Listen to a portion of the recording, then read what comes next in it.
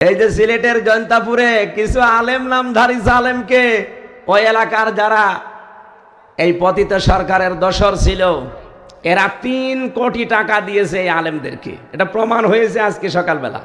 3 কোটি টাকা তাদেরকে দিয়ে বলেছে এই দেশে যারা ইসলামপন্থী সব এক হয়ে যাচ্ছে, এই যে জামাত ইসলাম, চরমনাই, হেফাজত ইসলাম, খেলাফত সব এক হয়ে যাচ্ছে না, তারা বলছে আমরা ভোটের বাক্স ইসলামের একটা চাই, যে যেখানে দাঁড়াবে অসুবিধা নেই। চরমনা এখানে দাঁড়ালে জামাত দাঁড়াবে না, এখানে জামাত দাঁড়ালে চরমনা দাঁড়াবে না, আমরা ভোট চাই বাক্স ইসলামের একটা।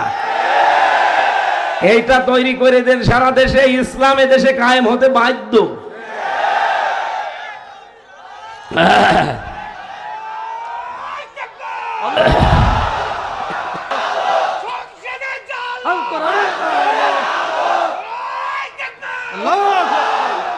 ওরা জাতে মাতাল হলো তালে ঠিক আছে, যেহেতু গরুর মদ খাওয়া মানুষ, তো আমরা খাই গরুর দুধ আর ওরা শয়তানরা এখন এই কাজ আরম্ভ করেছে। কিন্তু আলেম নামে জালেমকে 3 কোটি টাকা দিয়েছে, চিন্তা করতে পারেন। ওদেরকে এখন মিছিল মিটিংয়ে লাগাচ্ছে, 10-12 জন এক জায়গায় লাঠি হাতে নিয়ে, যে না আমরা এটা চাই না, এটা চাই না। এতদিনে 15.5 বছর কোথায় ছিলেন দুদু?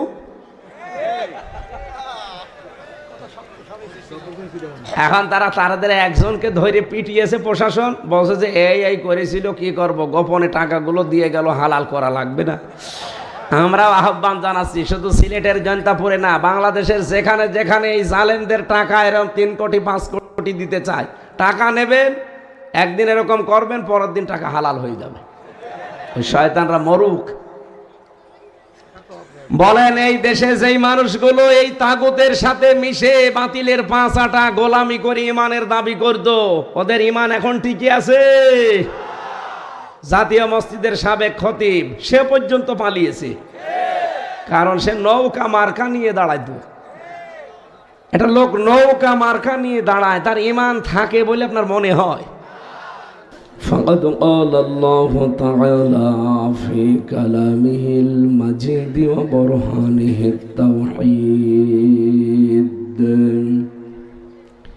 أعوذ بالله من الشيطان الرجيم بسم الله الرحمن الرحيم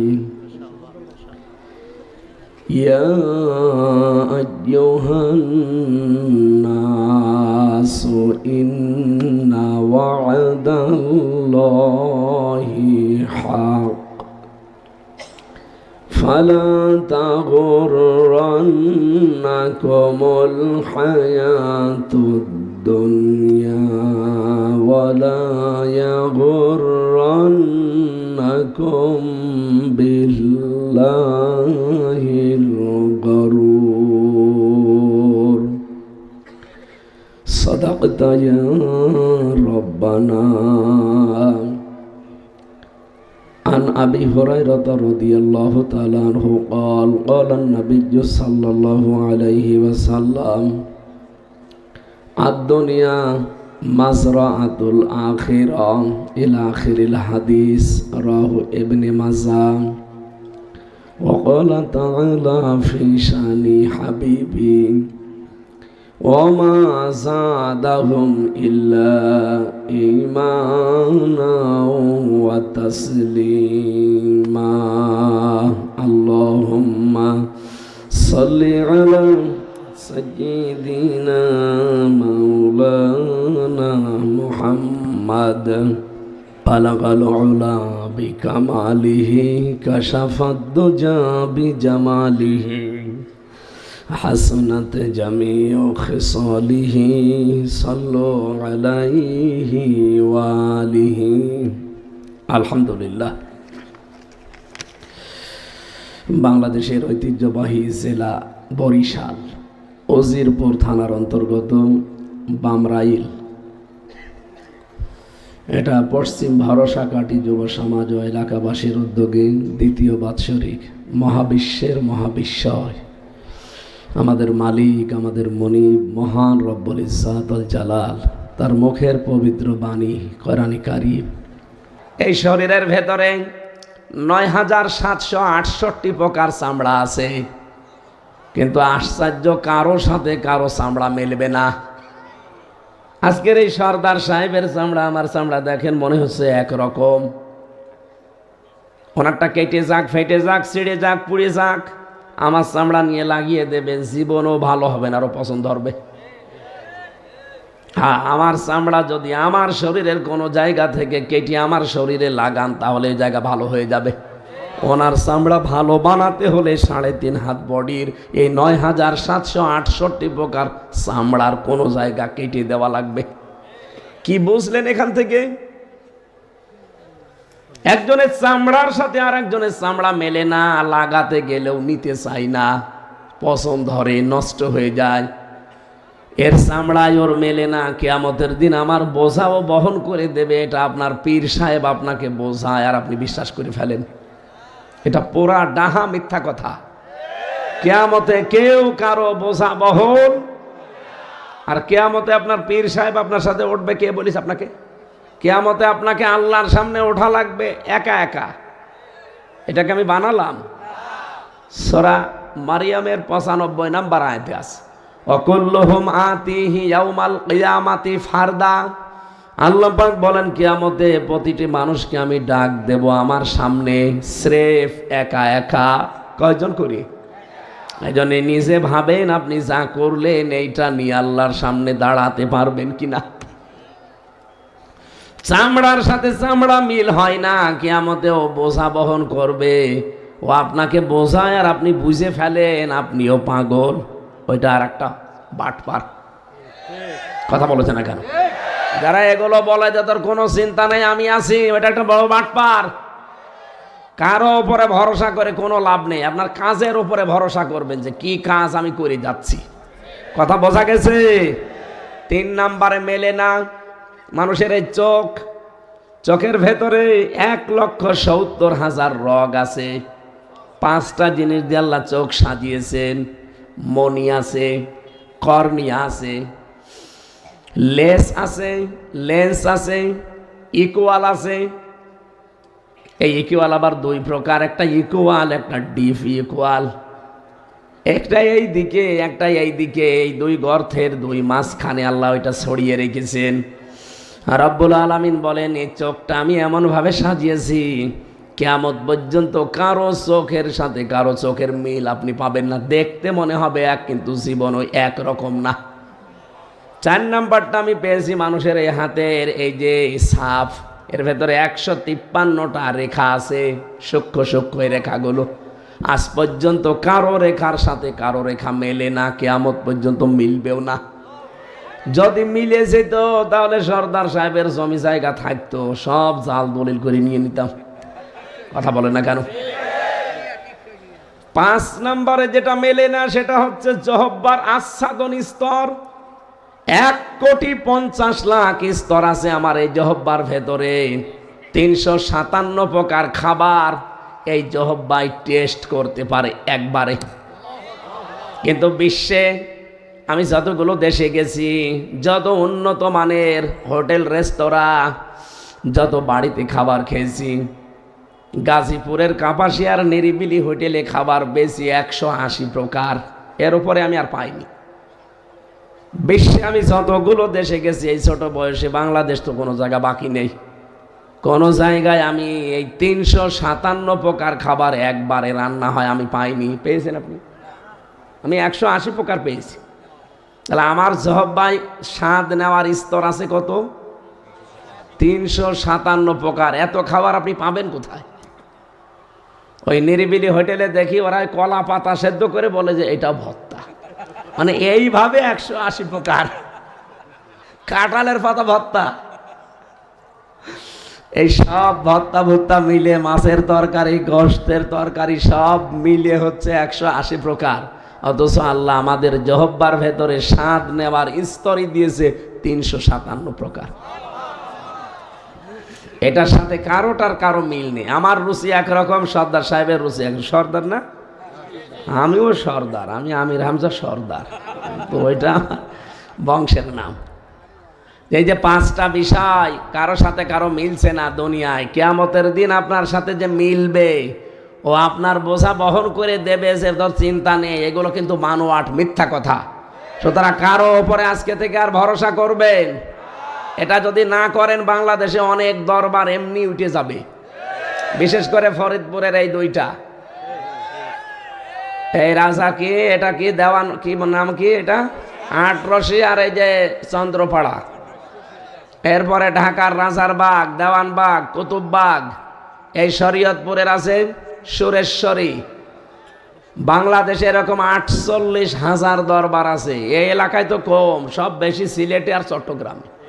ওদের ঘরে ঘরে পীর, আবার মহিলারা হচ্ছে মা পীর, পীর মা বলে ডাকে ওদেরকে। আমি পীর বিরোধী না, পীর মানে শিক্ষক, পীর মানে উস্তাদ, পীর মানে মুআল্লিম। যেটা জানেন না তার কাছে যে জেনে নেবেন, এইটাই শেষ। কি কথা বলেন না কেন? তাই বলে আপনি গরু ছাগল নিয়ে বাবা শাহজালাল সব হালাল করবেন না। গরুটা কিনে এলাকার মানুষকে খাবার দেন, কাজে লাগবে। আমি একবার রাজবাড়িতে শহরে একটা মাহফিল ছিল, এই ছেলে যাওয়ার আগে আমি এই যে কিয়ামতের এই দৃশ্যগুলো তুলে ধরলাম, যে কিয়ামতে কেউ কারো না, তিনটা বিচারের স্তর আল্লাহ সাজাবে। প্রথমে আপনাকে একা একা ডাকবে, এরপরে ডাকবে আপনার নেতার সাথে, এরপরে ডাকবে সবাইকে মিলে। উনি জ্ঞানী মানুষ, এমন শিল্পপতি। অনেকক্ষণ, প্রায় 1.5 ঘন্টা কথা শোনার পরে আমারে বলছে, হুজুর কি বললেন? আমি এতদিন মনে করতাম যে আমার বাবাই সব, বাবাই রব। আমি প্রায় 2 ট্রাক করে গরু দিতাম এই আটরশির দরবারে, 2 ট্রাক। আমি আজকে তওবা করলাম, জীবনে তো ওখানে গরু দেব না, ওই গরুর টাকা দিয়ে তাফসির মাহফিল দেব আগামী থেকে রাজবাড়িতে। আমার মনে হয় যাদের অন্তত একটু বিবেক আছে, যদি একটু নাড়াচাড়া দেওয়া যায়, ওটা খুলে যাবে। ও জীবনও আর ওই কোনো ভণ্ড বাবার কাছে যাবে না। হ্যাঁ, ইসলাম যারা এদেশে নিয়ে এসেছে, হাক্কানি যারা, যাদের কাছে জ্ঞান পাওয়া যায়, এলেম পাওয়া যায়, মাস্ট বি, অবশ্যই যাবেন তাদের কাছে, শিখতে যাবেন। কিসের জন্যে? শেখার জন্যে যাবেন। চট্টগ্রামের বাইতুল শরফের মরহুম পীর সাহেব ছিলেন মাওলানা শাহ আব্দুল জব্বার রহমতুল্লাহ আলাইহ। নিজের জন্য একটা বাড়িও বানাতে পারেননি। বাংলাদেশে এরকম পীর যেগুলো আছে, এইরকম জায়গায় যাবেন শেখার জন্যে। তিনি মোনাব্বিহাত, কিতাবুল মোনাব্বিহাতের বাংলা করেছেন হাফেজ ইবনে হাজার আসকালানি রহমতুল্লাহ আলাইহ। আমি সেখান থেকে আজকে আলোচনা করব, আপনারা থাকবেন তো ইনশাল্লাহ। এরকম জ্ঞানী মানুষ যারা পীর আছে, আলেম আছে, তাদের কাছে যে আপনি শিখে নেবেন। ফাসালু আহলা যিকরি ইন কুনতুম লা তা'লামুন। যেটা জানো না, যারা জানে তাদের কাছে জেনে নিবা। এ ঘোষণা কার? কিন্তু তার গা পা টিপে দেওয়া লাগবে, বউ ছেলে মেয়ে নিয়ে সব সেখানে যে পড়ে থাকবেন না, এগুলো নেই, ইসলামে নেই। বরিশালবাসী এদিকে তাকান, মহিলা প্যান্ডেল নেই। মহিলাদেরকে যদি এখানে বলি, এই যে ফাঁকা জায়গাগুলো আছে, আপনারা আসেন, বোরকা পরে আসেন, অসুবিধা নেই, এখানে বসে পড়েন, মানবেন? এই কথা বলেন না, মানবেন? ফাঁকা জায়গা আমরা তো ভাই বোনের মতোই মনে করব, অথবা মেয়েদেরকে মা খালার মতোই মনে করব। তারপরও তারা পর্দা করে বোরকা পরে আছে। এ অবস্থায় থাকার পরে ফাঁকা জায়গা পড়ে আছে, এতগুলো জায়গা ফাঁকা, এরপরও যদি তাদেরকে আপনি বসতে দিতে রাজি না হন, বলেন তো নারী পুরুষ এক জায়গায় রাতের বেলা দরবারে জিকির করে, এ কি আসলে কোরআন হাদিস মেনে করে? এগুলো যে ভণ্ড, শয়তান, প্রতারক, এ আর কি ফতোয়া দেওয়া লাগবে? আশা করছি আপনি বুঝে ফেলেছেন আমার এই উদাহরণে। আল্লাহ আমাদেরকে তৌফিক দিন, বলেন আমিন। যে আল্লাহ আমাদের কণ্ঠ ছেড়ে দিয়েছেন, জবান খুলে বলেন আলহামদুলিল্লাহ। দরুদ আর সালাম পাঠের মাধ্যমে আজকের তেলাওয়াতকৃত আয়াত সূরা ফাতির 5 নম্বর আয়াত পড়েছি। কোন সূরা? 45টা আয়াত আছে, একটা মাত্র আয়াত পড়েছি। আমার আজকের আলোচনার বিষয়, শয়তানের বন্ধু এই পৃথিবীতে নবীর উম্মতের ভেতরে 10 প্রকার মানুষ। এই ভালো করে খেয়াল করেন। ইহুদি, খ্রিস্টান, বৌদ্ধ, মুশরিক, মাজুসি, প্রায় 4,500 ধর্মের লোক আছে দুনিয়ায়। ওগুলো কি নবীর উম্মত? বলেন বলেন, নবীর উম্মত কারা? আমরা যারা মুসলিম দাবি করি তারাই। ভালো করে বুঝবেন। শয়তান একবার 2 পাহাড়ের মাঝখান দিয়ে চলে যাচ্ছিল মক্কায়। নবীজি ডাক দিলেন, এই এদিকে আয়। কোথায় যাস? বলছে আমার বন্ধুর কাছে। বন্ধু মানে?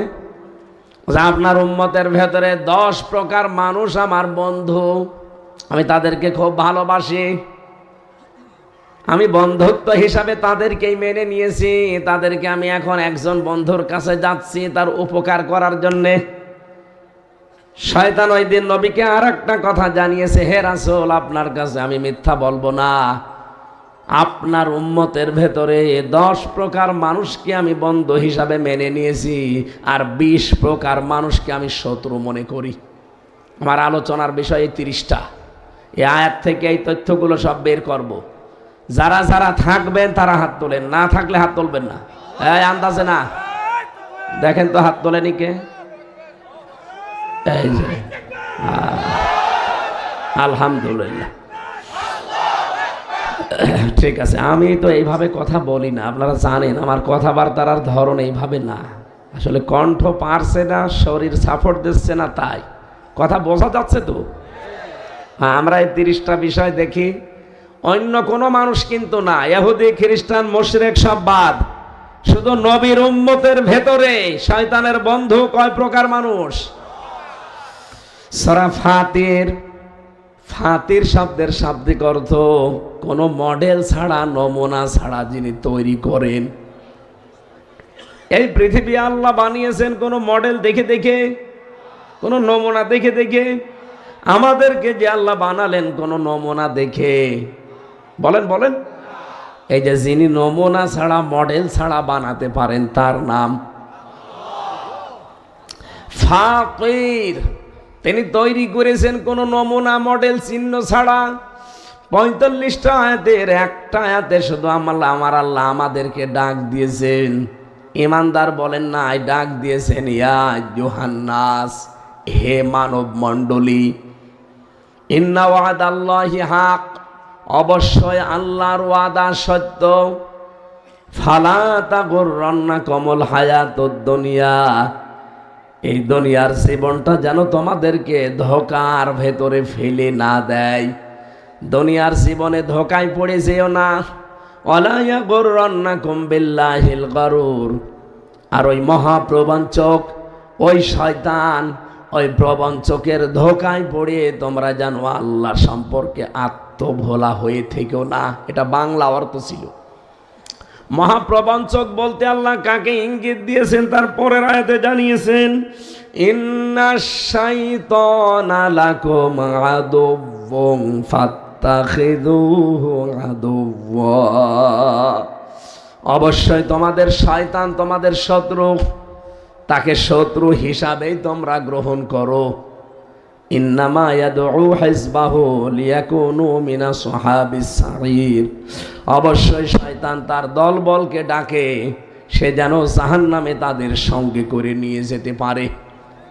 এ বাংলা অর্থ এ পর্যন্ত শুনে কিছু বুঝেছেন? কিছু বোঝেননি। এবার আমরা তাফসিরে যাচ্ছি। আপনারা ওঠেন মানে বললেন যে উঠবেন না? প্রসাব, পায়খানা আর বিড়ি খাওয়া ছাড়া কেউ যেতে পারবেন না। এটা তো বরিশাল বিভাগ, ঝামেলা আছে। চট্টগ্রাম আর সিলেটের জন্য আবার বিড়ি সিগারেটের মাসলা আলাদা, ওখানে ইমাম সাহেবও বিড়ি খায়। কিন্তু আমাদের এই চট্টগ্রাম, খুলনা আর বরিশালে বিড়ি খাওয়া ইমাম না, বিড়ি খাওয়া মুয়াজ্জিন কেউ রাখবে?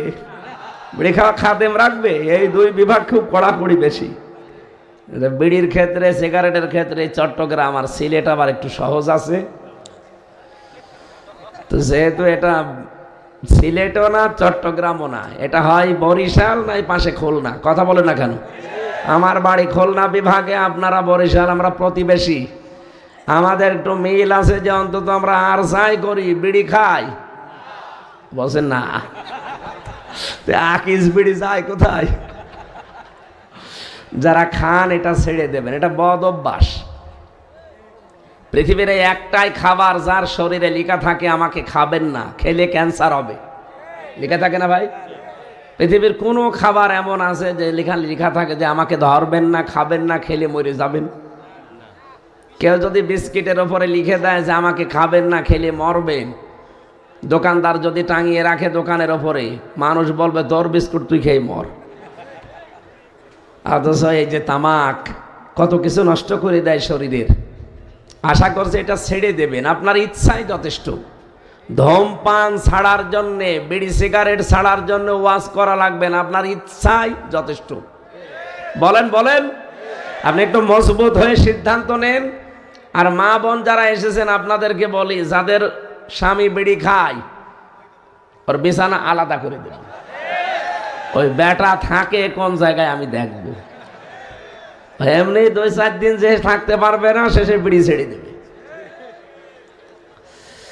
আমার ভাইরা, রব্বুল আলামিন যেহেতু শুধু ইমানদারকে এখানে ডাক দেননি, ডাক দিয়েছে তামাম দুনিয়ার মানুষদেরকে। কারণ আমার আল্লাহ শুধু মুসলমানদের জন্য না, তামাম দুনিয়ার মানুষের জন্য রব। আরো জোরে বলেন, ইন্না ওয়াদাল্লাহি হক, আল্লাহর ওয়াদা সত্য। এই কোরআনে আল্লাহ ওয়াদা দিয়েছেন 500টা। কয়টা? একটা ওয়াদাও মিথ্যা হওয়ার সম্ভাবনা আছে? নেই। এই জন্য প্রথমেই আল্লাহ কোরআনে গ্যারান্টি দিয়েছেন কথা শুরু করার আগেই, যালিকাল কিতাবুল লা রাইবা ফীহ। আমার এই কোরআনে যত তথ্য দেওয়া আছে, ভুল তো দূরের কথা, সন্দেহ নেই, সন্দেহের অবকাশও নেই। তার মানে এটা 100% বিশ্বাস করা যায়। আরো জোরে বলেন, যত তথ্য আল্লাহর ভেতরে দিয়েছেন 100% বিশ্বাস আমরা করি। আল্লাহর ওয়াদা এখানে 500টা দেওয়া আছে। ইন্না ওয়াদাল্লাহি হাক্কুন, আমি আল্লাহ যত ওয়াদা করেছি সবগুলো সত্য। আল্লাহর ওয়াদা ছিল এই দুনিয়ায় যদি ঈমান আনার পরে কেউ ভালো ভালো কাজের আঞ্জাম দিতে পারে, আমি আল্লাহ তার মেহমানদারি করার জন্য জান্নাতুল ফেরদাউস তৈরি করে রাখলাম। এই আয়াতটা সূরা কাহফের ভেতরে আছে, 107 নম্বর আয়াত। জন্মের পর থেকে আমরা আয়াতটা শুনেছি, কিন্তু এর ভেতরে একটা তথ্য আছে, ভালো করে শুনবেন আলেম যারা আছেন। ইন্নাল্লাযীনা আমানু ওয়া আমিলুস সলিহাতি কানাত লাহুম জান্নাতুল ফিরদাউসি নুজুলা। নিশ্চয় যারা ঈমান আনে, না নিশ্চয় যারা ঈমান পায়। এদিকে তাকান। কোরআন শরীফে আপনি এমন আয়াত কোন জায়গায় পাবেন যে যারা ঈমান পায়? না, যারা ঈমান। আরো জোরে বলেন। এখানে আমরা যারা বসে আছি, একটা মানুষকে ঈমান এনেছি না ঈমান পেয়েছি? তাহলে কোরআনের সাথে তো মিলছে না। আপনাকে তো ঈমান আনা লাগবে, ঈমান পাওয়া লাগবে না। বাপ দাদা পূর্বপুরুষ ছিল মুসলমান, ওই ঘরে এসেছি, এই জন্য আমিও মুসলমান। কি আপনি কি ঈমান এনেছেন সাহাবায়ে কেরামের মতো? এই বাংলাদেশের দিকে এবার তাকান। সত্যি যারা ঈমান আনে, ঈমান আনার আগে আমার আল্লাহর একটা শর্ত আছে, যে ঈমান আনতে হলে একটা শর্ত পূরণ করা লাগে, আর ঈমান পেতে হলে কোনো শর্ত নেই। ঈমান পেয়েছি এই কারণে, আমার বাবা মা দাদা মুসলমান ছিল, ওই বংশে এসেছে, এই জন্য আমিও মুসলমান। নামের আগে মোহাম্মদ লিখতে হয়, নামের পরে হোসাইন হাসান। কথা বলেন না কেন? কিন্তু যারা ঈমান এনেছিল, রব্বুল আলামিন কোরআনে দেখবেন সূরা বাকারা 3 নম্বর পারা 1ম নাম্বার পৃষ্ঠা 13 নম্বর লাইনের 256 নম্বর আয়াতের মাঝের অংশে পাবেন, ফামাইয়াক ফরবিত তাগুতি ওয়া ইউমিন বিল্লাহ। কোন মানুষ যদি ঈমান আনতে চায়, এটা ভালো করে শুনবেন, কোন মানুষ যদি ঈমান আনতে চায়, তার প্রথম শর্ত তাকে তাগুত ছেড়ে দেওয়া লাগবে। এটা আমি বানালাম? বলেন বলেন। এটা যদি সত্যি কেউ তাগুত ছেড়ে দিয়ে ঈমান আনতে পারে, আল্লাহর ঘোষণা, ফাকাদ ইসতামসাকা বিল উরওয়াতিল মুসকা, সে এমন একটা মজবুত রশি ধারণ করবে যা জীবনও ছিঁড়ে যাবে। লাং ফাসফিসামালা, যা জীবনও ছিঁড়বে না। তাহলে শর্ত পেলাম এই আয়াত অনুযায়ী, ঈমান আনতে হলে একটা শর্ত, তাগুত ছেড়ে দেওয়া লাগবে। বাংলাদেশে যারা তাগুত ছেড়ে দিয়ে ঈমান এনেছে, আপনি এবার তাদের দিকে তাকান। আমি তো নাম ধরেই বলি, এই বরিশাল বিভাগের পটুয়াখালীতে বাড়ি ডক্টর শফিকুল ইসলাম মাসউদ। এ কিন্তু ঈমান এনেছিল তাগুত ছেড়ে দিয়ে। কি তাগুত ছেড়ে দিয়ে ঈমান এনেছে, এই কারণে তাকে 57 দিন রিমান্ডে নিয়েছে। ওনাকে যে অফিসার নিয়েছিল আমারও রিমান্ড ওই অফিসারই ছিল। আমার এসে বলতো যে মাসুদকে এই সমস্ত জায়গা লোহা দিয়ে পিটিয়ে একেবারে গুঁড়ো করে দিয়েছি, ফুটবলের মতো পিটিয়েছি ওরে। আপনি দেখেননি রিমান্ডের পরে যখন আদালতে তুলতো হাঁটতে পারতো না যুবক মানুষটা। এক কথা বলছেন এখানে, আমারও মাথায় দড়ি দিয়ে টাঙিয়ে রেখেছিল 11 ঘন্টা, চোখে কালো কাপড় দিয়ে, হাত পেছনে হ্যান্ডকাপ দিয়ে বেঁধে দিয়ে, ডান্ডা বেড়ি লাগিয়ে পায়ের সাথে মাজার সাথে। আমার তো ওনার তুলনায় 100 ভাগের 1 ভাগও হয়নি। চিন্তা করেন, 100 ভাগের 1 ভাগও না আমারটা যেটা বললাম, আর ওনার 100 ভাগ হয়েছে। 57 দিন এত বড় কষ্ট দেওয়ার পরেও জালেমরা তার 1 চুল পরিমাণ টলাতে পারেনি। ঈমান আনতে হলে আগে তাগুত ছেড়ে দিয়ে ঈমান আনেন। দুনিয়া একদিকে হয়ে যাবে, আপনি তাও টলবেন না। অথচ এই বাংলাদেশে আমরা অনেককেই দেখেছি যারা ঈমানের দাবি করতো কিন্তু তাগুত ছেড়ে না দিয়ে। এই কথা বলা লাগবে। এ বাংলাদেশে এরকম আলেম ছিল না। আমি নাম ধরেই বলছি, আপনার রাগ হয় হোক, এই যে ওলামা লীগ মডেল মসজিদের ইমাম হয়ে খতিব হয়ে বসেছিল। আপনি রাগ করেন আর ঝাল করেন, যাই বলেন বলেন, তো এরাও তো ইমানের দাবি করতো, কিন্তু তাগুত ছেড়ে না দিয়ে তাগুতের সাথে আরো মিলেমিশে। আমারে ধরার পরের দিনই রিমান্ডে অফিসার বলেছিল যে হুজুর আপনি শুধু যা যা বলতে বলছি এই 10টা পয়েন্টে আদালতে যে বলবেন, তাহলে আপনাকে আমরা বিশ্ববিদ্যালয় যেটা আছে কুষ্টিয়া পড়েন, ওই কুষ্টিয়া ভার্সিটির ওলামা লীগের সেক্রেটারি বানিয়ে দেব না। না, সম্ভব না। এই মিথ্যা কথাগুলো বলা সম্ভব না। আপনার যা ভালো লাগে করেন। শেষে বলছে আপনার বউ তুলে নিয়ে আনবো, আমরা তিনি নিয়ে আসি। তারপরও এত মিথ্যা কথা আমি বলতে পারবো না। ওই দিন যদি বলতাম শুধু সই করে দিতাম, 3 বছর না 3 দিনও আমার জেলে থাকা লাগতো না। ওই কয় বছর আমি ওলামা লীগের সেক্রেটারি হয়ে কত মাল কামাইতাম। আগা কি সুন্দর, এরকম একটা গান শুনছিলাম, আগা কি সুন্দর মাল কামাইতাম আমরা। আসলে এই সুযোগ আমারেও দিয়েছিল যে আগে কি সুন্দর মাল কামাইতাম। কি হইতো, এখন মাল তো সব আপনারা নিয়ে নিতেন। কথা বলেন না। এই যে সিলেটের জয়ন্তাপুরে কিছু আলেম নামধারী জালেমকে ওই এলাকার যারা এই পতিত সরকারের দোসর ছিল, এরা 3 কোটি টাকা দিয়েছে এই আলেমদেরকে। এটা প্রমাণ হয়েছে আজকে সকালবেলা। 3 কোটি টাকা তাদেরকে দিয়ে বলেছে এই দেশে যারা ইসলামপন্থী সব এক হয়ে যাচ্ছে, এই যে জামাত ইসলাম, চরমনাই, হেফাজত ইসলাম, খেলাফত সব এক হয়ে যাচ্ছে না, তারা বলছে আমরা ভোটের বাক্স ইসলামের একটা চাই, যে যেখানে দাঁড়াবে অসুবিধা নেই। চরমনা এখানে দাঁড়ালে জামাত দাঁড়াবে না, এখানে জামাত দাঁড়ালে চরমনা দাঁড়াবে না, আমরা ভোট চাই বাক্স ইসলামের একটা। এইটা তৈরি করে দেন, সারা দেশে ইসলাম এ দেশে কায়েম হতে বাধ্য।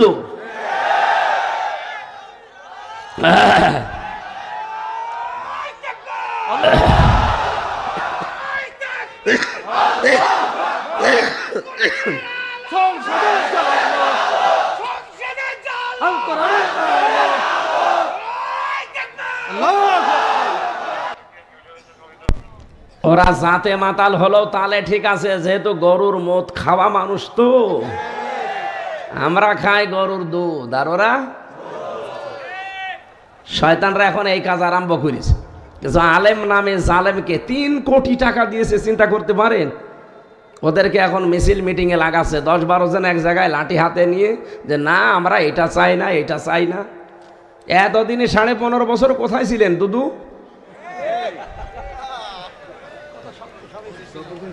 এখন তাদের একজনকে ধরে পিটিয়েছে প্রশাসন, বলছে যে এই করেছিল, কি করব, গোপনে টাকাগুলো দিয়ে গেল, হালাল করা লাগবে না।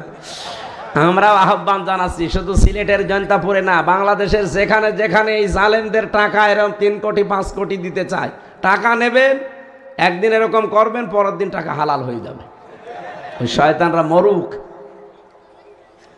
বলেন এই দেশে যেই মানুষগুলো এই তাগুতের সাথে মিশে বাতিলের পাঁচাটা গোলামি করে ইমানের দাবি করত, ওদের ইমান এখন ঠিকই আছে? জাতীয় মসজিদের সাবেক খতিব সে পর্যন্ত পালিয়েছে, কারণ সে নৌকা মার্কা নিয়ে দাঁড়াইতো। এটা লোক নৌকা মার্কা নিয়ে দাঁড়ায়, তার ইমান থাকে বলে আপনার মনে হয়? আমার মনে হয় লোকটা যদি নৌকা মার্কা নিয়ে না দাঁড়িয়ে কুকুর মার্কা নিয়ে দাঁড়াতো, তাও হয়তো তো পাশ করতো, কারণ যে ভোট হয়েছে এমনি পাশ করে দিত। না, আপনার ঠিক হয়নি। যারা ইমানের দাবি করছেন হচ্ছে না, আপনি রাগ করেন আর যাই মনে করেন, ইমান আনতে হলে তগুত ছাড়া লাগবে। যারা তগুত ছেড়ে দিয়ে ইমানের দাবি করেছে, এত জুলুম গেল, টলাতে পারলেন না তো। মামুনুল হককে টলাতে পেরেছেন, আল্লামা সাঈদীকে টলাতে পেরেছেন, তা আপনাকে টলানো না, আপনি তো আগেই পালিয়ে গেলেন। আপনি একটা ইমাম, আপনার ইমামের ইমান নেই। কিসের ইমাম আপনি?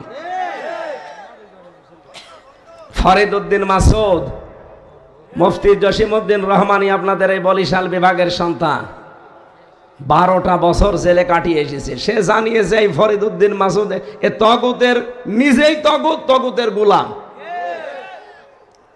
এদের কারণে এই 15.5 বছর এত জুলুম হয়েছে আলেমদের উপরে। এই শয়তানগুলো যদি কিছু না করতো, আমার মনে হয় এত জুলুম হইতো না। এরা যে বোঝাইতো যে আপা কোনো অসুবিধা নেই, আপনি চালান, আমরা আসি। আর আপাও তো খালি হাওয়া দিলেই ফলে। মমতাজ হাওয়া দিত, ফলতো। কি সংসদে হাওয়া দিত না? আরো ফলতো।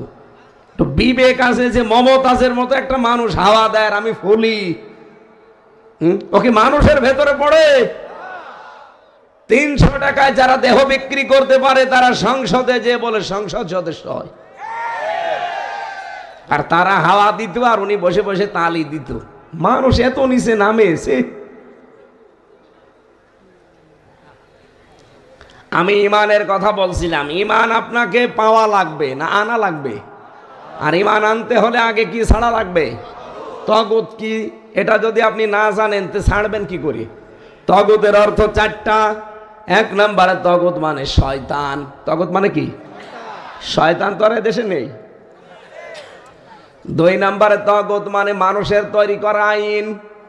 ও ভাই বরিশালের মানুষেরা, আমি ছোটকালে বরিশালে পড়েছি, এই জন্য আপনাদের প্রতি একটা আলাদা মায়া আছে। আমার মন থেকে বলছি, আপনাকে আমি বাঁচাতে চাই। মানুষের তৈরি করা আইন, কারণ যারা এদেশে প্রতিষ্ঠা করতে চান আপনার ইমান নেই, কারণ আপনি তগুত। তগুত আগে ছেড়ে দেন, এরপরে ইমানের দাবি করেন। কোন আলেম নিয়ে আনবেন? আলেমকে নিয়ে সেখানে বসান। যা বলছি একটা কথা যদি ভ্রণ প্রমাণ করতে পারেন, তগুতের 2 নম্বর অর্থ এটা। তগুত মানে মানুষের তৈরি করা আইন যারা প্রতিষ্ঠা করতে চায়। এ বাংলাদেশে এরকম মানুষ নেই। 3 নম্বরে তগুত মানে নিজে আল্লাহকে মানে না, কেউ মানবে, মানতেও দেয় না। এরকম দেশে ছিল না? নিজে কোরআন শোনে না, কেউ শুনবে, শুনতেও দেয় না। এই জন্য এরকম সম্পর্ক যাদের সাথে আছে এগুলো আগে ছেড়ে দেন, কাটছাট করে আসেন, এরপরে যদি দাবি করতে পারেন। 2 নম্বরের শব্দ ছিল কি? ওয়া আমিলুস সলিহাত, নেক কাজ করবে। নেক কাজ কি? আমরা মনে করি নামাজ পড়া, রোজা রাখা, কালো বোরকা পরা, দাড়ি রাখা, জব্বা গায়ে দেওয়া, জিকির করা হয়ে গেল নেক কাজ না। সলেহ শব্দের শাব্দিক অর্থ হচ্ছে শুধু নেক না, শুধু সৎ না। সলের আবিধানিক অর্থ এখন বের হচ্ছে আধুনিক ব্যাখ্যায়। সলেহ মানে যোগ্য। সলেহ মানে কি? যারা তাফসীর বোঝে, শব্দ ভাঙতে জানে, জিজ্ঞাসা করেন যে সলেহ মানে যোগ্য। শুধু ঈমান এনে বসে থাকলে হবে না, আপনাকে যোগ্যতা সম্পন্ন হওয়া লাগবে। এই বাংলাদেশটা অর্থনীতি চালাতে হলে যোগ্যতা লাগবে না আপনার। আপনি মুশারাকা বোঝেন, মোদারাবা বোঝেন, মোরাবাহা বোঝেন, বায়ে সালাম বোঝেন, বায়ে ইস্তেসনা বোঝেন, বায়ে মুআজ্জাল বোঝেন। এরকম 28টা নিয়ম আছে অর্থনীতিতে ইসলামী। কি বোঝেন আপনি? এই বিভাগটা চালাতে হবে না? এটা কি ফেরেশতারা এসে চালাবে? আপনার যোগ্যতা অর্জন করা লাগবে। এই দেশে এখন যদি কেউ টিএনও হতে চায় তার বিসিএস ক্যাডার হওয়া লাগে। কেউ এএসপি হতে চাইলে বিসিএস ক্যাডার হওয়া লাগে। এসপি হতে চাইলে, ডিসি হতে চাইলে বিসিএস ক্যাডার হওয়া লাগে। এক কথা বলছেন না কেন? আপনি ম্যাজিস্ট্রেট হতে চাইলে বিসিএস ক্যাডার হওয়া লাগবে। তো এই সমস্ত জায়গাগুলো যদি আমরা এখন না যেতে পারি, যোগ্যতা অর্জন করি, ওগুলো তো সব ওই রাম আর বামরা দখল করে রাখবে, দেশটা আবার জাহান্নাম বানাবে। এই জন্য আমরা যারা ইমান এনেছি, শুধু ইমান এনে বসে থাকলে হবে না, আমাদের যোগ্যতা ধাপে ধাপে বাড়াতে হবে। আমাদের যোগ্যতা যখন ওই জায়গায় পৌঁছিয়ে যাবে, দেখবেন ঠিক আল্লাহ ওয়াদাল্লাহুল্লাযীনা আমানু মিনকুম ওয়া আমিলুস সালিহাত লা ইস্তাখলিফান্নাহুম ফিল আরদ। এটা সূরা নূরের ভেতরে আছে, 18 নম্বর পারা 16 নম্বর পৃষ্ঠা 3 নম্বর লাইনে আছে। আল্লাহ বলেন যে এই মানুষগুলো ঈমান আনবে আর যোগ্যতা অর্জন করবে, আমি আল্লাহর ওয়াদা হচ্ছে লা ইস্তাখলিফান্নাহুম ফিল আরদি, জমিনের শাসন ক্ষমতা আমি আল্লাহ তাদেরকে দিয়ে দেব। এই বাংলাদেশে আমরা এখন দেখতে পাচ্ছি ইসলামের যে উত্থান হচ্ছে, এখন ইসলামপন্থীরা ডিসি হতে পারে, এসপি হতে পারে, পিওনো হতে পারে, বিশ্ববিদ্যালয়ের ভিসি হতে পারে। এই কথা বলেন না কেন? আমার কুষ্টিয়া ভার্সিটির ভিসি যিনি, উনি মাদ্রাসা থেকে কামেল পাস। আজ বাংলাদেশের সব জায়গাগুলো যদি আমরা ইসলামপন্থী মানুষগুলো এভাবে যোগ্যতার ভিত্তিতে নিতে পারতাম, যদি যেতে পারতাম, চিকিৎসা বিভাগ আজ দুর্নীতিতে চ্যাম্পিয়ন হয়। কেন হবে? বাংলাদেশের ডাক্তারগুলো ডাক্তার মতিয়ার রহমানের মতো তৈরি করেন, ডাক্তারগুলো ডাক্তার শাহিন জর্দারের মতো তৈরি করেন, ডাক্তারগুলো ডাক্তার ফাতেমা সিদ্দিকা রাজশাহী এর মতো বানান। এভাবে ডাক্তার তৈরি করে ছেড়ে দেন, চিকিৎসা বিভাগটা দুর্নীতিগ্রস্ত না, দুর্নীতি মুক্ত হতে বাধ্য হবে। বিশ্ববিদ্যালয়গুলোতে কোনো সিন্ডিকেট থাকবে না। এই জন্য ঈমান এনে বসে থাকলে হবে, আমাদের যোগ্যতা বাড়তে হবে। আজ মায়ের সাথে জেনা হচ্ছে প্রকাশ্যে, বলেন কোথায় হইলো? কোথায় হইলো মানে যারা এই যে টাকা ছেড়ে রাখেন, টাকা ছেড়ে রাখে 1000, প্রতি মাসে মাসে 200 টাকা বেশি না, এটা মায়ের সাথে জেনা করা। এই এলাকায় নেই? কারা কারা এরকম টাকা ছেড়ে রাখেন? হাত তোলেন তো। কই আন্দাজে বলেন কেন? এই এলাকায় থাকবে কেন? সব আল্লাহর ওলি বসে আছে না। যদি এরকম কোন কাজে কেউ থাকেন, আপনি টাকা ছেড়ে দেবেন, আসল টাকাটা রেখে সুদ ছেড়ে দেবেন। কারা কারা ছেড়ে দিতে রাজি আছেন? আল্লাহকে হাত দেখান। এলাকায় সুদ আছে।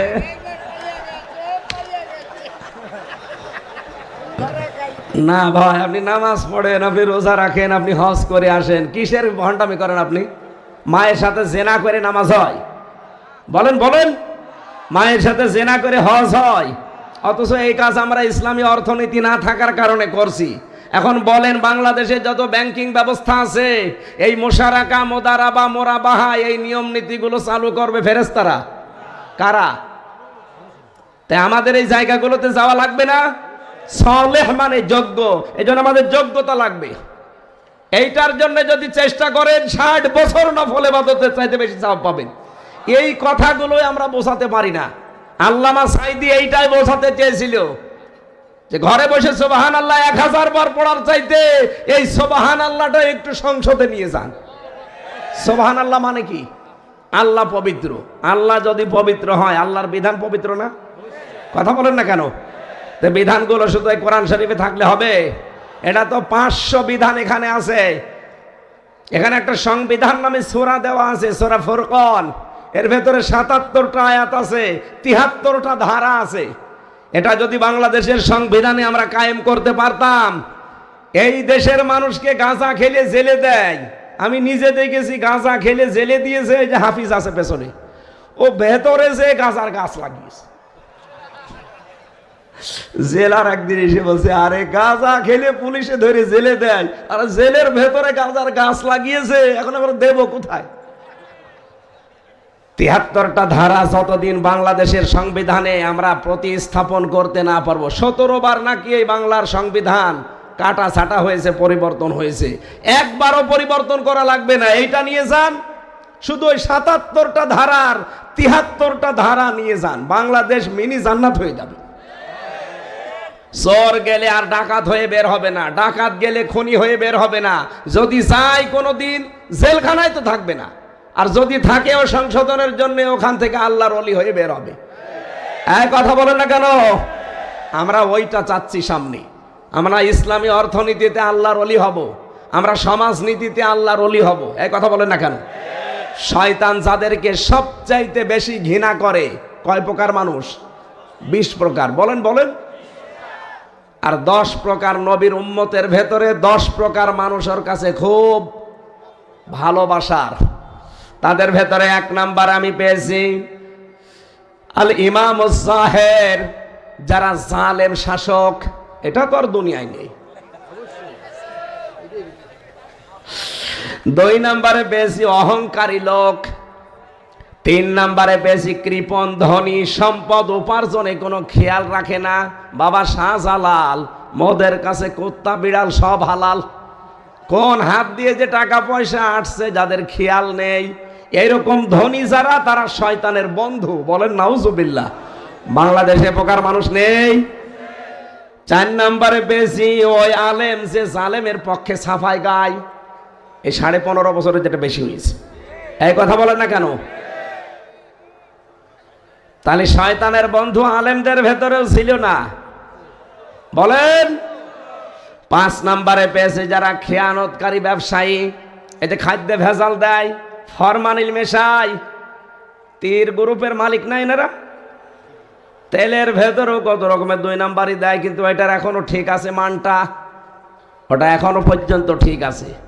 তীর এটা আন্তর্জাতিকভাবে দেশীয় এবং আন্তর্জাতিক মান সম্পন্ন অনুযায়ী এগুলো ব্যবহার হচ্ছে। যদি ভেজাল দেয়, শয়তানের বন্ধু হয়ে কিয়ামতে উঠবে। শুধু উনি না, যত ব্যবসায়ী দেশে আছে, আল্লাহ পাকের নবী ব্যবসায়ীদেরকে এত দাম দিয়েছেন। আত-তাজিরু সাদুকুল আমিন মান নাবিয়্যিন ওয়াস সিদ্দিকিন ওয়াস শুহাদাই ওয়াস সালিহিন।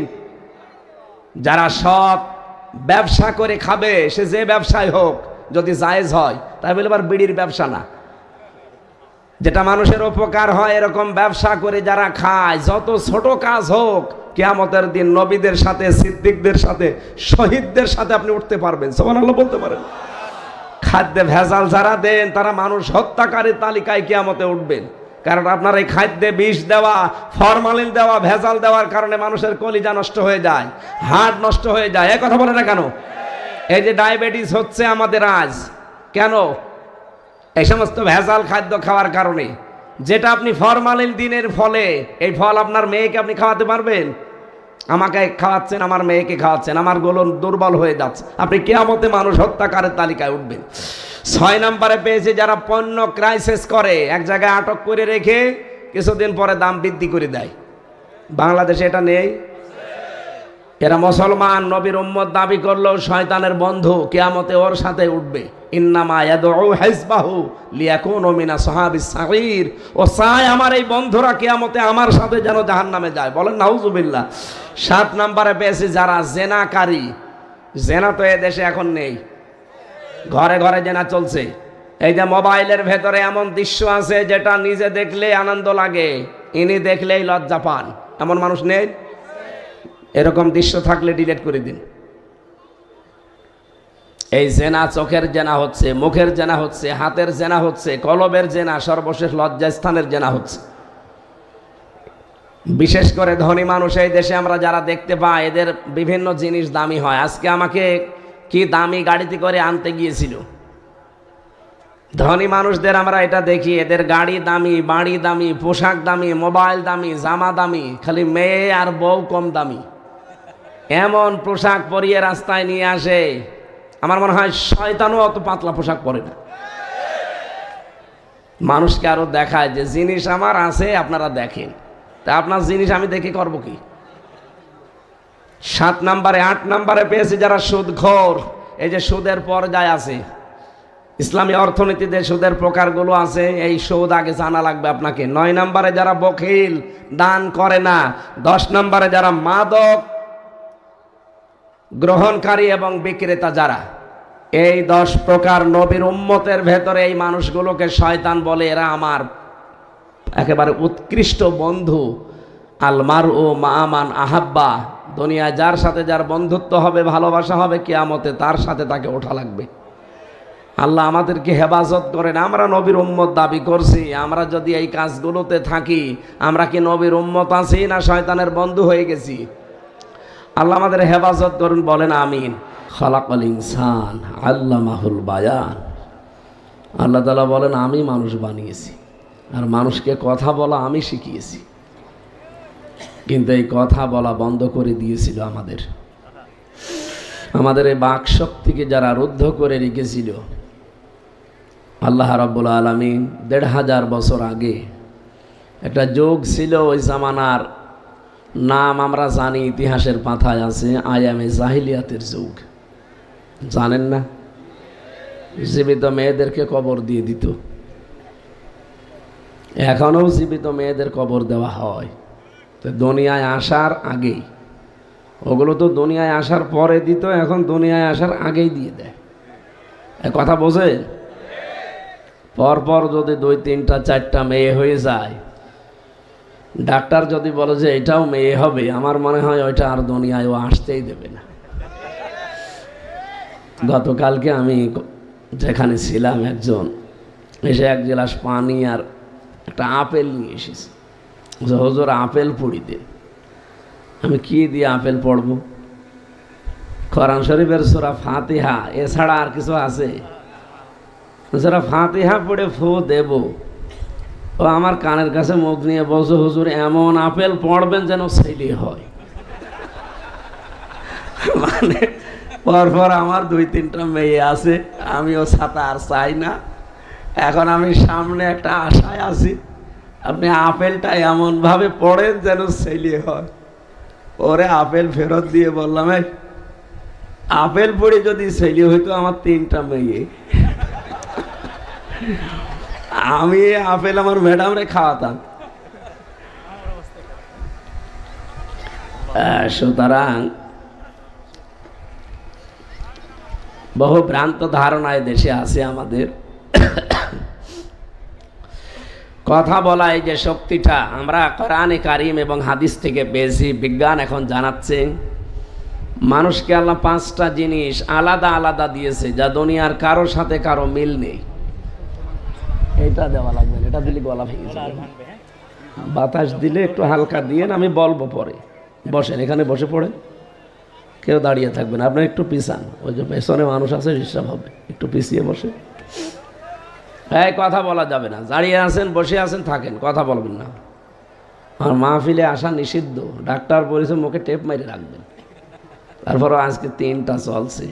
কোথায়? সে সিলেট, গোলাপগঞ্জ ছিল দিনের বেলায়, জহরের পরে ছিল বিয়ানীবাজার, এই যে এখন এখানে। বারবার বলছিলাম যে আমি বাড়ি চলে যাই। ডাক্তার বলেছে কিছু চাইতে লিখে দেবেন, কথা তো বলবেনই না, লিখে দেবে। সেখানে যে ঘন্টার পরে ঘন্টা। তারপরও দোয়া চাচ্ছি যেন আল্লাহ কণ্ঠটা ছেড়ে দেন, এবং শরীরটা এই যে জ্বর, তো বারবার ঘেমে যাচ্ছে, আর ঘাম বসে গেলে আবার কণ্ঠ বসে যাবে। 3টা বছরে ওরা তো এমন কোনো টর্চার নেই আমার এই শরীরের ওপরে করে নাই। জীবনটা একেবারে শেষ করে দিয়েছে। রিমান্ডে নিয়েছে, এরপরে ফাঁসির ওই কন্ডেম সেলের ভেতরে।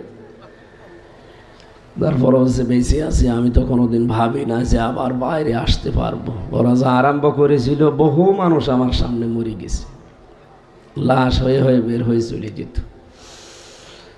এই জন্যে কত মানুষকে দেখেছি, ওরা রিমান্ডে বহু কষ্ট দিয়েছিল আমাদেরকে। এই যে আমার পেছনে একজন এসে দেখা করলো, উনিও জেলখানায় ছিল, আপনাদের বরিশাল অঞ্চলে বাড়ি, কি যেন নাম ওনার, হাফিজ।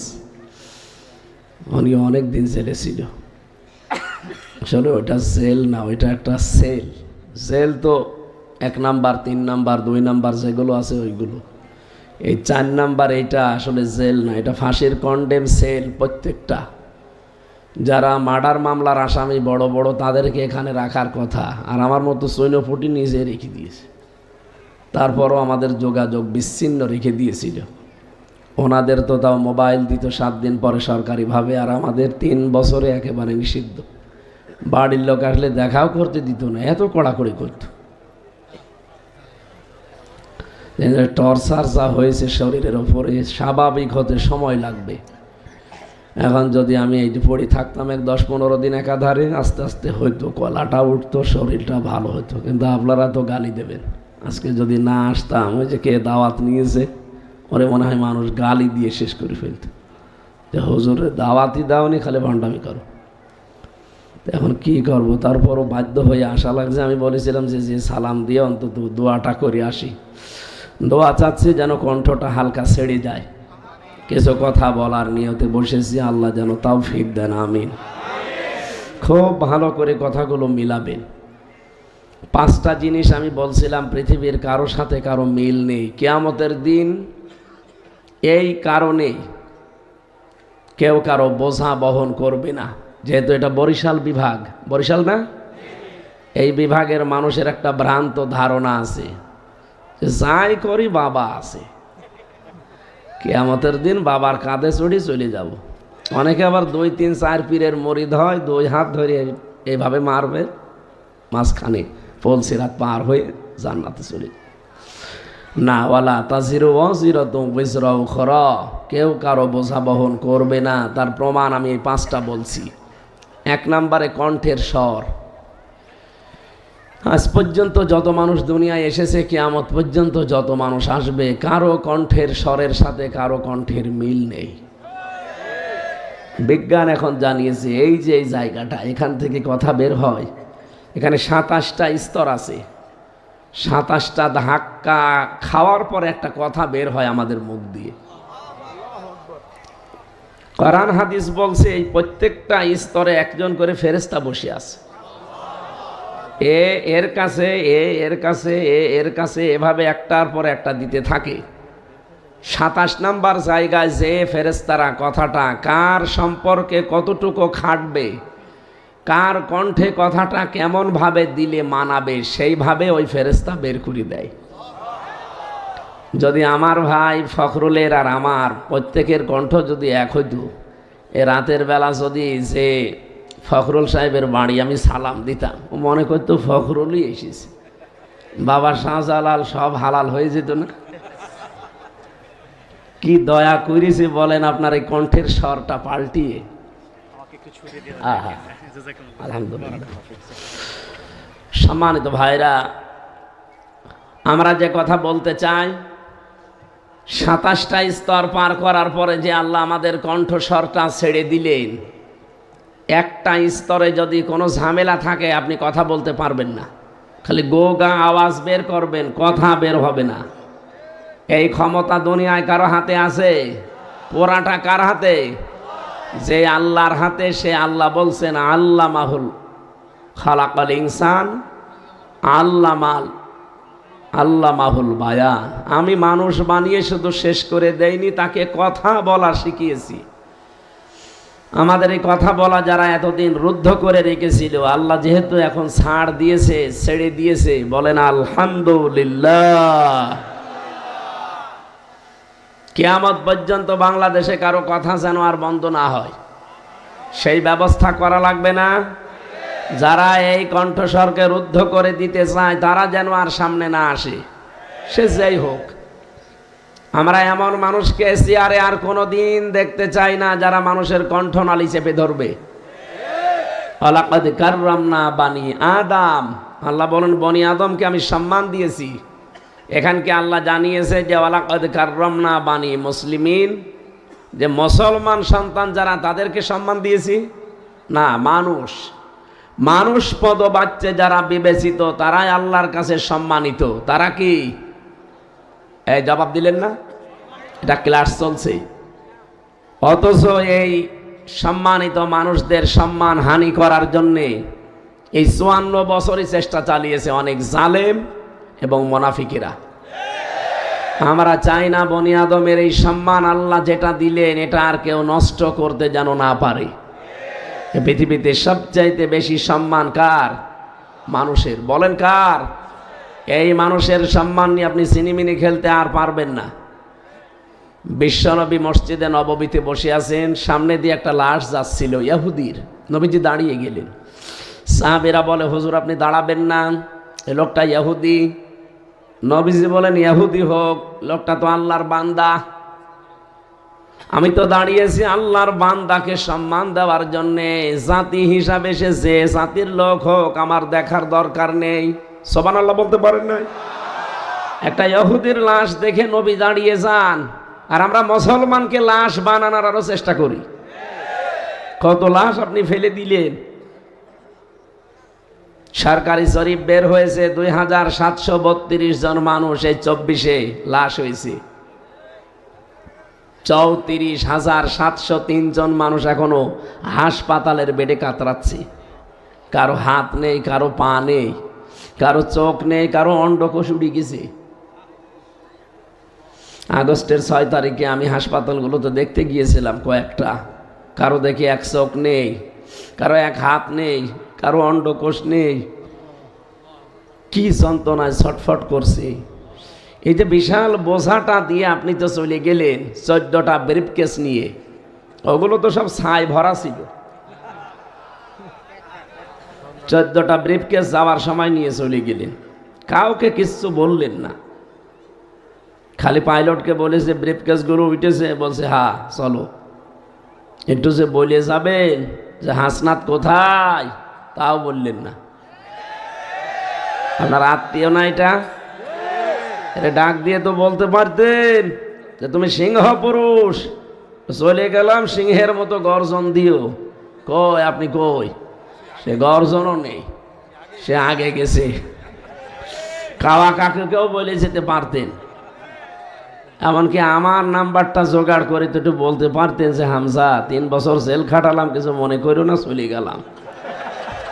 তাও বললেন না। ঠিক আছে স্যার, যেখানে আছেন অন্তত একটু নিরাপদে থাকেন।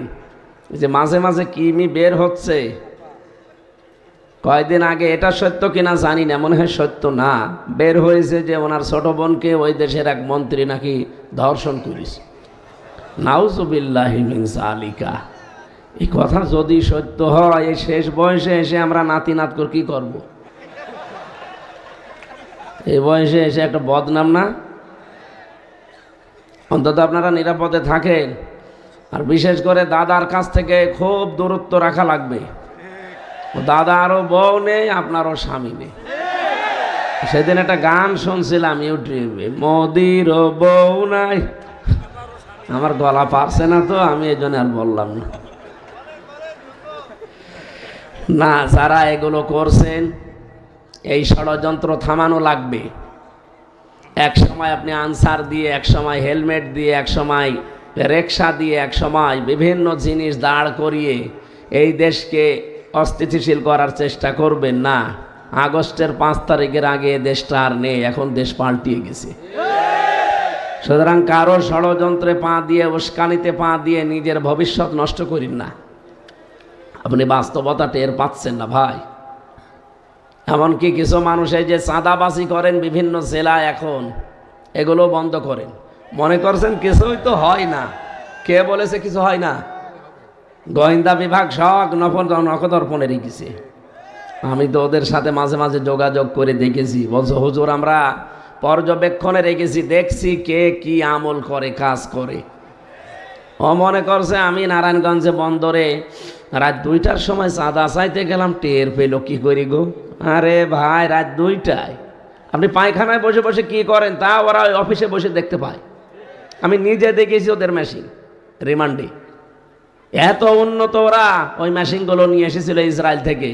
এখন যারা ব্যবহার করছে ওরা নাই নেই, কিন্তু যারা এখন দায়িত্বে আছে ওরা তো ব্যবহার করছে না।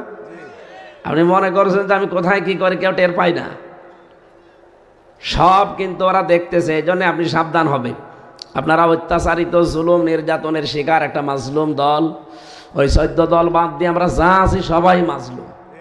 কি কথা বলেন না কেন? শহীদ জিয়ার হাতে গড়া এই দেশ, এই দলটা, এই দলের ভেতরে এখন দুই গ্রুপ হয়ে গেছে, একটা বাম একটা ডান।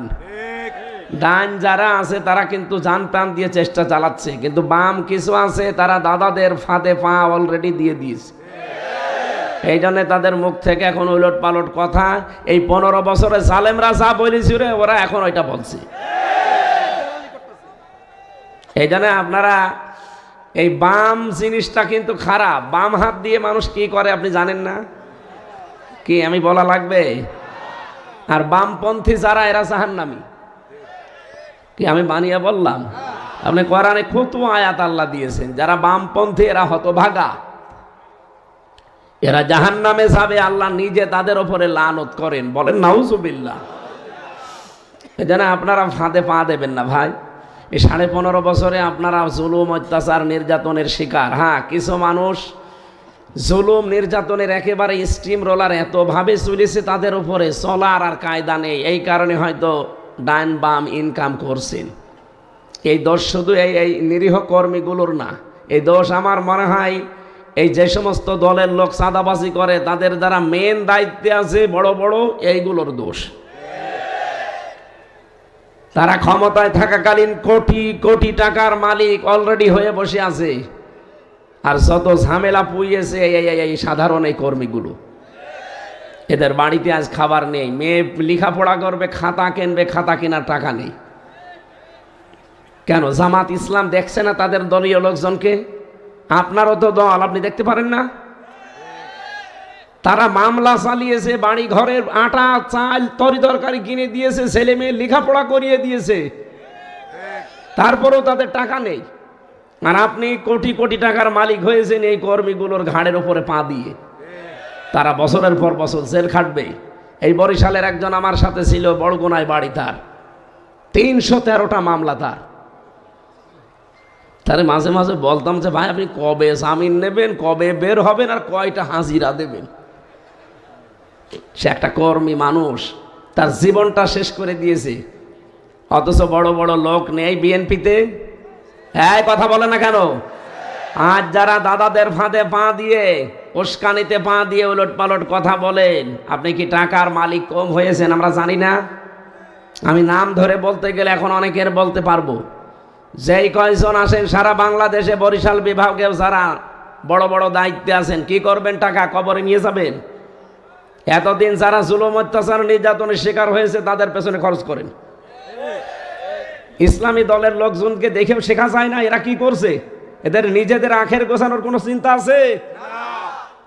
আমি জামাতের আমির ডাক্তার শফিকুর রহমান, আমিরে জামাতকে একদিন 10,000 টাকা দিয়েছিলাম হাদিয়া, যে স্যার আপনি কিছু কিনে খেয়ে নিন। ওলা সঙ্গে সঙ্গে নিয়ে দেখলাম ওই জেলার যিনি দায়িত্বে আছে তারে দিয়ে দিল। কেন? তার টাকার দরকার না? সারা দেশ সে কত কাজ করে বেড়াচ্ছে। আপনাকে তো 10,000 না 10 টাকা দিলেও তো আপনি তো জীবনও দেবেন না। কি করেছেন? এর আগে তো ছিলেন দায়িত্বে, এতগুলো টাকা কি করেছেন? সব টাকা আপনার আছে আমরা জানি। আমি এই যে মালয়েশিয়া ঘুরে আসলাম, সিঙ্গাপুর, এখানে ওদের সাহেব পাড়া আছে। শুধুমাত্র এই জালেমদের নেই তা না, ওদেরও আছে। যেই হোটেলে উঠি, হোটেল থেকে নেমে দেখি 2 জন বসে চা খাচ্ছে। কি গো 2 ভাই এখানে? হুজুর আমরা আগেই পালিয়েছি। কেন? সাহেব পাড়ায় থাকবেন না? বলে না, ওখানে থেকে মায়ের খাবো।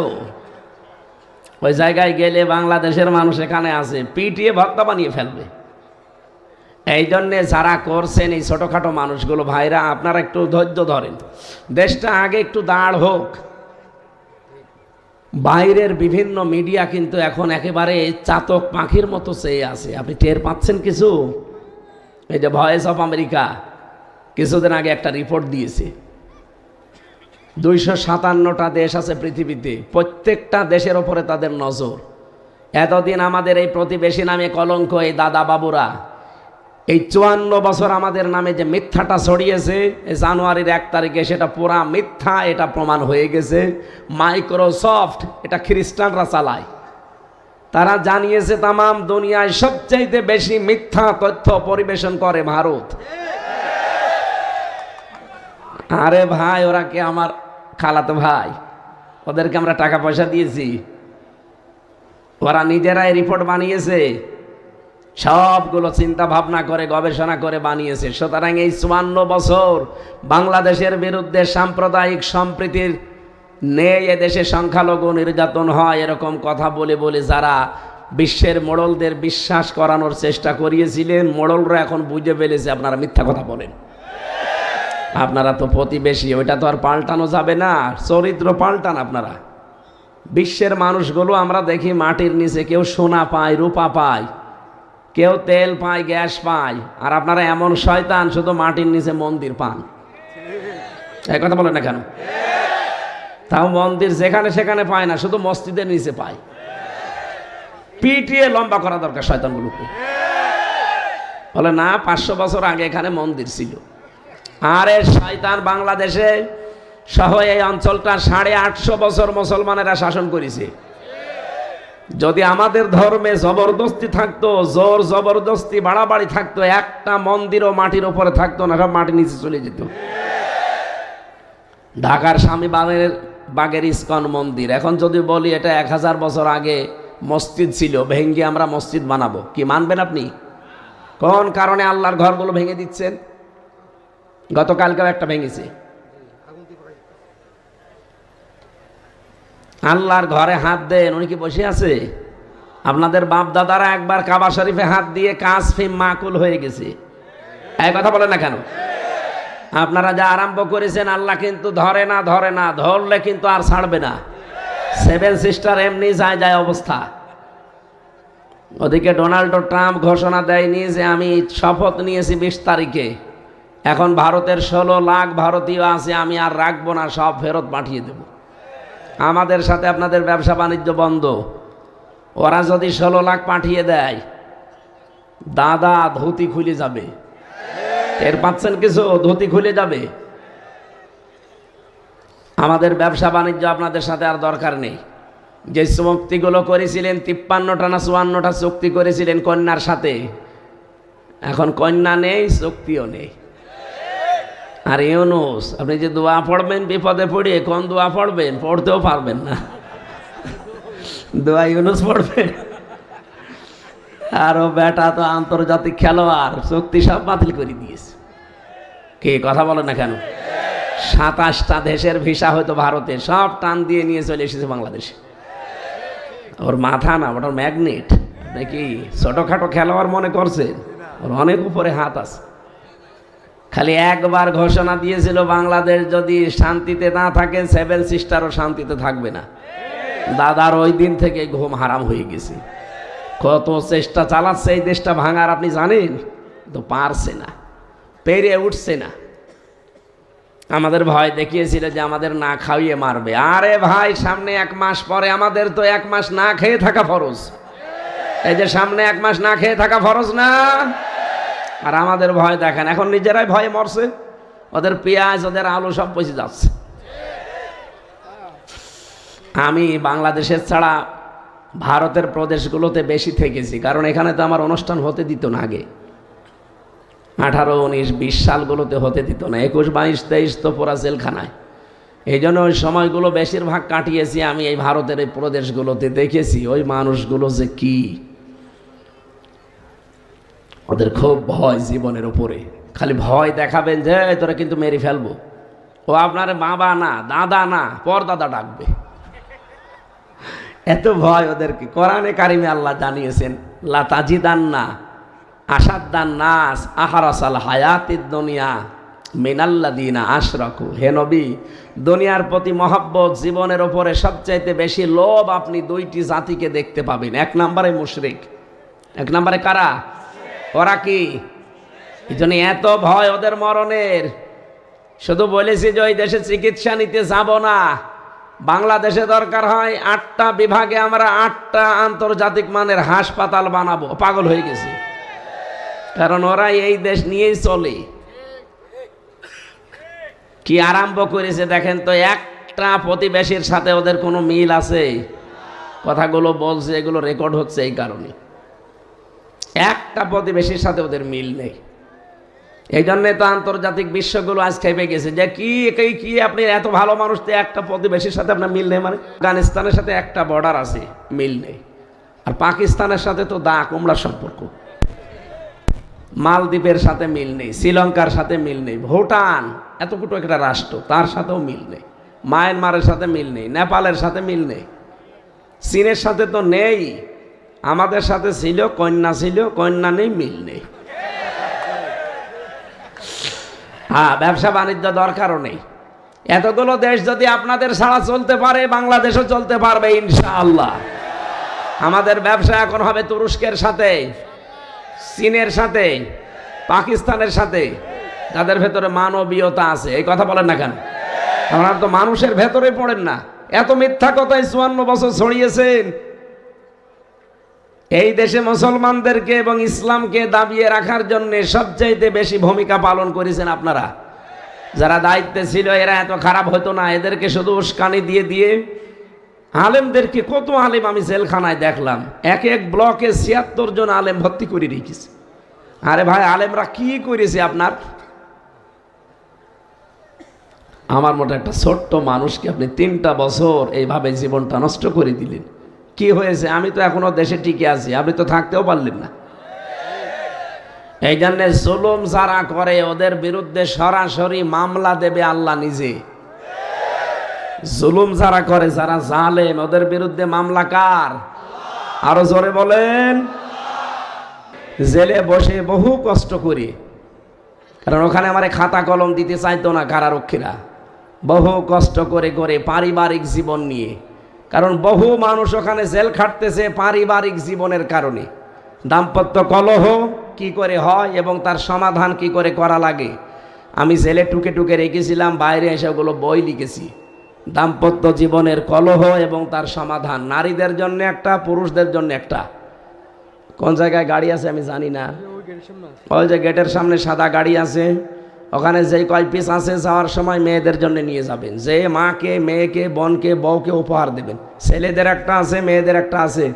কণ্ঠের যে অবস্থা, বেশি চাপ দিলে আরও বসে যাবে। আমি মাপ চেয়ে নিচ্ছি আজকের মতো, 1 ঘন্টা 15 মিনিট হয়ে গেছে। আগামীতে আবার আসলে কথা বলবো ইনশাল্লাহ। আল্লাহুম্মা আমিন। রব্বির হামহুমা কামা রব্বায়ানি সগীরা। আল্লাহুম্মা গফিরলি ওয়ারহামনি ওয়াহদিনি ওয়াফিনি ওয়ারযুকনি ইয়া রাব্বাল আলামিন। আল্লাহ বরিশাল বিভাগের দিকে তাকাও। ওজিরপুর পশ্চিম ভরসা কাটি যুব সমাজ মিলে এলাকার মানুষকে নিয়ে জান্নাতের বাগান সাজিয়েছে। আমার তো মনে হচ্ছে সারা রাত কথা বললে বেড়ায় চাতক পাখির মতোই বসে থাকতো। আমার কণ্ঠ, শরীর এগুলোর দিকে তাকিয়ে আমি শেষ করে দিলাম। এরা যেভাবে তাকিয়ে আছে, আল্লাহ তুমি এদেরকে একেবারে খালি হাতে ফেরত দিও না। আল্লাহ তাআলা এদের জীবনের অপরাধগুলো ক্ষমা করে দিয়ে জায়গাটা নেকি দিয়ে পাল্টিয়ে দাও।